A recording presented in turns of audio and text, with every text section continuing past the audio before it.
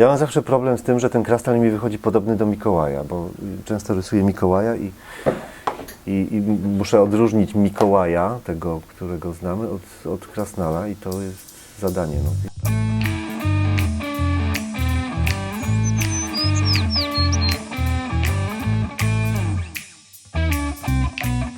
Tak nam się wydawało, że ten listopad jest taki smutny, coś by trzeba było zrobić, a wtedy mieliśmy też taką dobrą współpracę z uczelniami wrocławskimi i wspólnie doszliśmy do wniosku, a może właśnie przenieść jakby na wrocławski grunt takie święto amerykańskie, właściwie światowe święto World Hello Day, czyli Dzień Pozdrowień.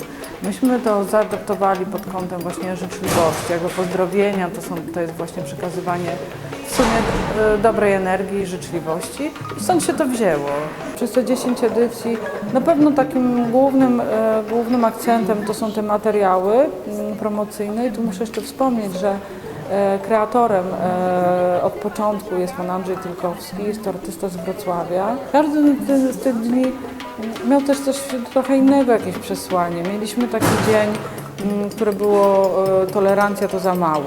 Były wystawy, różne rzeczy. Naprawdę robiliśmy wiele rzeczy i ciężko nam jest czasami już wymyślić coś nowego. W tym roku taką nowością są te krasnoludki, które pojechały. To była taka akcja, żeby podzielić się właśnie tym naszym może trochę fenomenem życzliwym z miastami, które są w koalicji miast Europejskiej Stolicy Kultury. Było spotkanie 9 listopada we Wrocławiu i osoby tutaj, prezydenci zostali obdarowani takimi figurkami. No mamy nadzieję, że sobie je gdzieś wmurują, postawią w swoim mieście i dzięki temu właśnie ta życzliwość będzie się rozchodziła dalej. Ponieważ moja życiowa droga była taka, że na pewnym etapie zaczęliśmy robić pocztówki i pocztówka stała się nośnikiem, na którym sprzedawałem rysunki, to sprzedając ogromną ilość tych pocztówek dotarłem do ogromnej ilości ludzi. No i w ten sposób przyszedł również Urząd Miasta, że okazało się, że jest tam ktoś, kto te pocztówki kupował i pomyślał sobie, a to może by to połączyć z Dniem Życzliwości i z tym, czego my tutaj potrzebujemy. Tak się zaczęło. Urząd Miasta mnie poprosił o współpracę. Uważam, że w ogóle idea promowania miasta poprzez promowanie idei życzliwości to jest coś tak genialnie wspaniałego.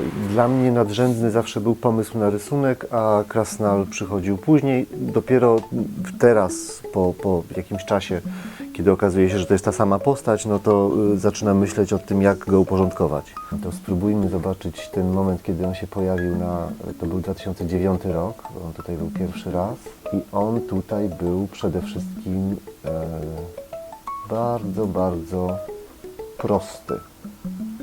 On się daje narysować dosłownie 10 kreskami. I ja bym do tego wrócił chyba, bo ta ewolucja w to, że on jest jakąś konkretną postacią potem, którą trzeba rysować i rysować, to odbiera mu tą prostotę bycia krasnalem i odbiera mu też taką jego tajemnicę, jak on tak naprawdę wygląda, no bo my sobie go wyobrażamy tylko. Mi się bardzo podoba to, że każde dziecko narysuje krasnala i wszyscy będziemy myśleli, że widzimy tego samego krasnala i to chyba jest właśnie życzliwek. No tutaj akurat tych krasnali było znowu kilku i oni się pojawiali też jako taki fajny element, który można sobie utożsamić właśnie z tą życzliwością. Natomiast tu jeszcze był mały, tutaj z kolei to była taka też fajna rzecz i tu nawet nie pamiętam, być może on tutaj też gdzieś jest. Tu są krasnale. O, to na billboardzie było. No i mamy krasnale, które znowu przez skalę widać, że one są małe. A tu z kolei był zwrot, życzliwek się nie pojawił jako motyw główny, a w 2015 roku z kolei Dzień Życzliwości był skojarzony, był połączony z One Love Wrocław Festival i pojawił się symbol tutaj serca, czyli Wrocław Festival, natomiast życzliwek jest tu.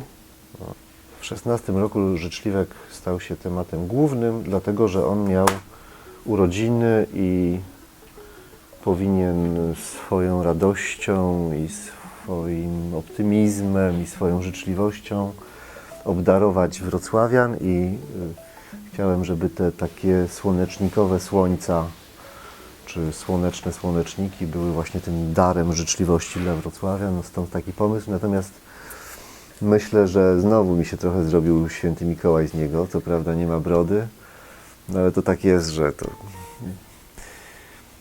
koniec listopada, początek grudnia i gdzieś takie skojarzenia też mi się uruchamiają. No ale to jest życzliwe, to nie jest święty Mikołaj. Myślę sobie, że narzekanie na ilość krasnali w mieście, nie wiem, że we Wrocławiu jest za dużo krasnali, to trochę jakby narzekać, że w Wenecji jest za dużo wody albo nie wiem, w Amsterdamie za dużo mostów. No.